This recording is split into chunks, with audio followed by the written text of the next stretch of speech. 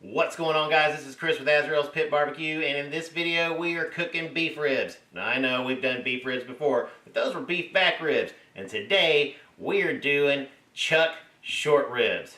Let's get cooking.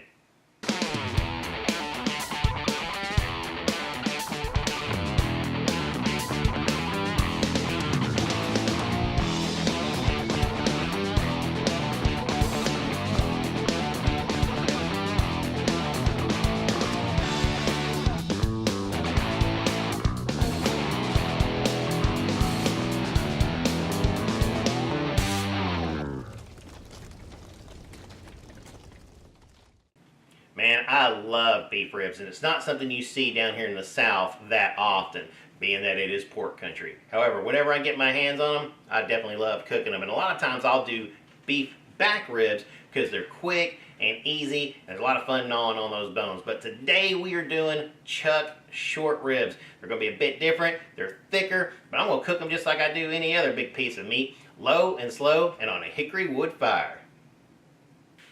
But you may be asking yourself, well, where do these short ribs come from? You know, you got to be careful when it comes to beef ribs because a lot of terminology gets interchanged and used universally. So the chuck short ribs come from where you think they come from, the front of the cow and the area known as the chuck. Now, they come from the back side of the chuck just before the prime rib. When we take a look at this cut graphic, you'll see exactly what I'm talking about. You got the chuck ribs coming from the front upper part of the rib cage, working their way back towards where the prime rib starts. Those chuck ribs are actually on the chuck side of that cut.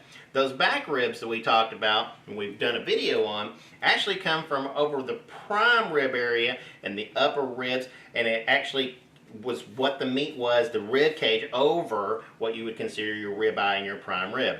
Then you got your short plate ribs, the lower part of the rib cage. A lot of people also refer to this as beef bacon. This is kind of where you would get what they would refer to as your dino ribs, because you can get really long rib bone cuts.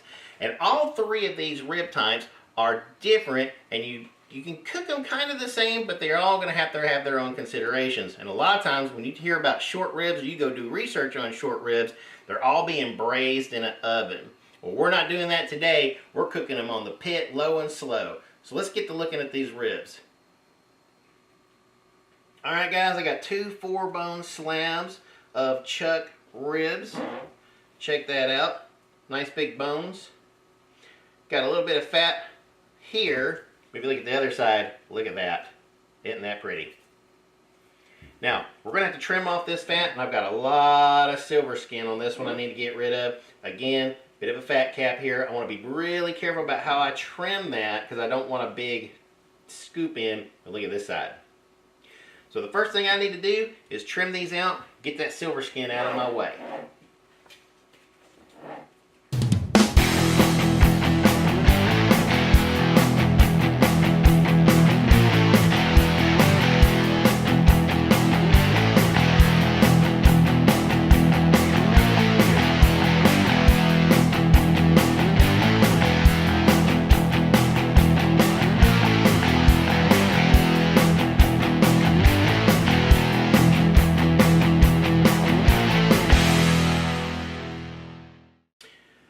Alright guys, so I've got some pretty good hard pieces of fat in here and in here. I got to make a decision. If I cut this out, here's my bone. It's going to be really thin. We've got some good thick meat on this side, but then it's going to become really fatty up in here. So this may be one of those things where I think what I'm going to do is I'm going to leave this. This is hard fat. This is not going to render out, but it will soften up quite a bit. I'm going to go ahead and leave this on so I don't change my thickness too terribly much. As for the backs, now with a pork rib, you would pull the membranes off. But with these beef ribs, you don't really want to pull these off because this is really holding it together unless you're going to cook these as individual ribs. And I want to keep them intact. So I'm basically going to score the back. This is right up to the bone, so it's not like you're going to have a lot of meat here. And I'm basically going to kind of do a crosshatch score, and I'm leaving this on. And that's pretty much all there is to it. Seasoning wise, I've decided to go with something a little herbal. So I am using from AmazingRibs.com their cow crust. So this has some thyme and rosemary in it. I'll put the recipe up in the link below. And as always, I'm going to use a little bit of oil. This is going to serve as my binder.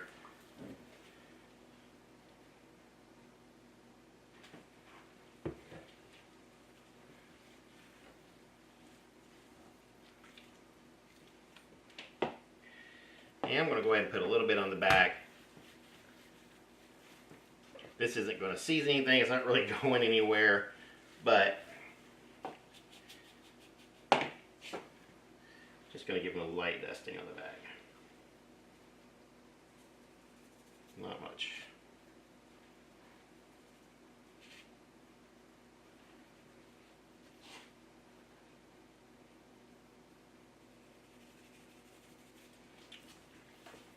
You can just simply salt and pepper these if you want. I just thought I'd go for a little bit of an herbal flavor profile today.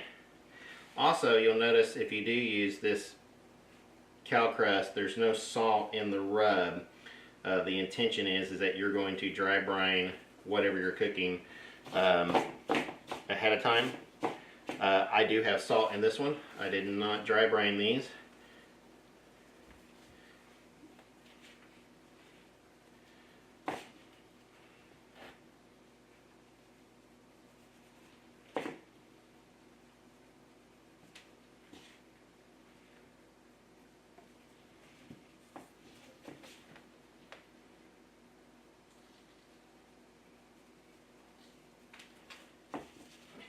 Definitely want to make sure you catch those edges. Man, this rub smells so good. These are going to be awesome.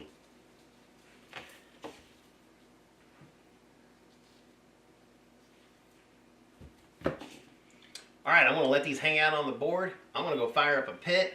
I'm going to put these on, estimating it about a 6-hour cook, and I am going to hold these as a rest for up to an hour. So maybe about 3 hours with smoke, or just straight wood fire. Then we're going to wrap them. We're going to whip up a little bit of a broth to go into that wrappings, which we're going to make as a little bit of a gravy for some potatoes later. Let's go fire up the pit.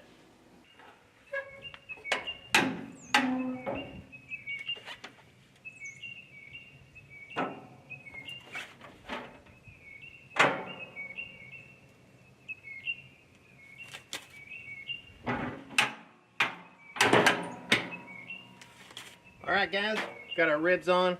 Pit's right about 250 degrees at the Pro, which means it's a little warmer at the grate. Exactly where we want to be. Start the clock about 3 hours from now. We'll come check them, see if they're ready for a wrap. And other than that, we're just hanging out and tending this fire. We'll be back.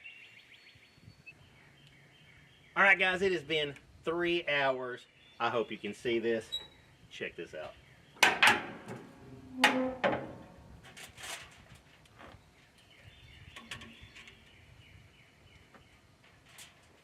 How nice is that? Can you see that?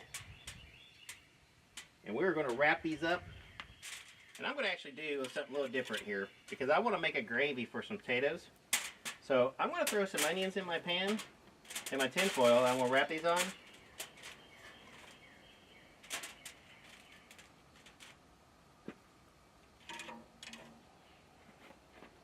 And at this point, we've got all the smoke and stuff we need, but we need to braise this and keep on bringing the temperature up to make them nice and tender. And I'm going to pour a little bit of this is just straight beef stock in here. Not a whole lot. This is going to braise them, steam them out a little bit while we finish our cook. Now, what's going to happen is these onions are going to get in here, start cook down a little bit. The drippings off of the meat are going to go down into this au jus. We're going to collect all this liquid from both of these. And then when we're done, before we rest them, we're going to collect all this juice. We're going to add it to some beef stock we'll have inside. and we're going to let that cook down. It's going to make a nice thin gravy to go on our potatoes. So we're going to wrap these up, put them back at the pit, and keep on going. Maybe another couple hours we'll check them, see if we're ready. Be right back. Alright guys, it's been about 2 hours. I'm going to pull these out, check them. I'm looking for roughly 200, 203 type temperature. Let's see where we are.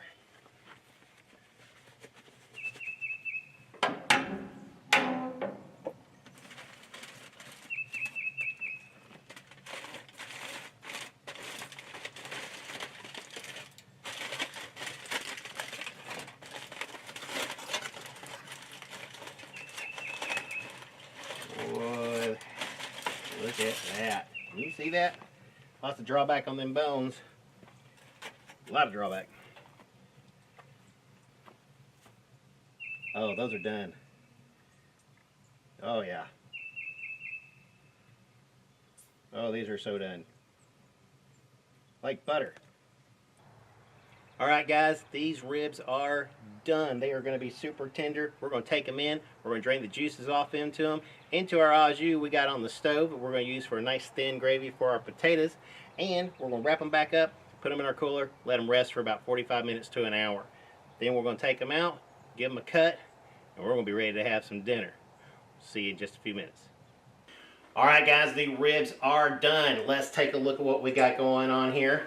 As you can tell, they shrunk up quite a bit. The fourth bone actually came completely out. And remember that fat we were talking about earlier? Well, we're going to have to pull this out, but not right now. Right now, what we need to do is take a cut. Oh, it's just falling off. Look at that. These are extremely tender, just like we hoped. And they took right about 5 hours plus about an hour of a rest. Check that out. And you know the cook is not done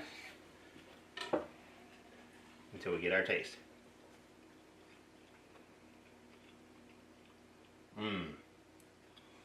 That's some good stuff. Alright, so let's recap what we did. We seasoned up the ribs after we trimmed them out.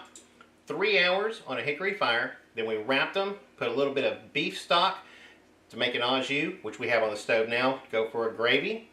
And then we let them rest for 2 hours, and this is the end result. Keep in mind that you don't want to cook these too low because the fat does need to render out. Some folks will say 275, 300. I cooked these at 250 at my temperature probe, which means they were probably about 260 or so at my grate. And keep in mind I do have a reverse flow grill. And it was straight hickory wood fire. If you are going to use charcoal, be careful on your smoke on these. You don't want to over smoke them. Maybe about 4 ounces every 30 minutes or so, maybe 3 or 4 packs, and then you're done. Remember, smoke is a seasoning, and you can over season them with your smoke just like you can with salt or anything else. That's it for now. Hope you guys enjoyed this video. If you did, make sure you like and subscribe. Keep that smoke rolling, and we'll see you next time.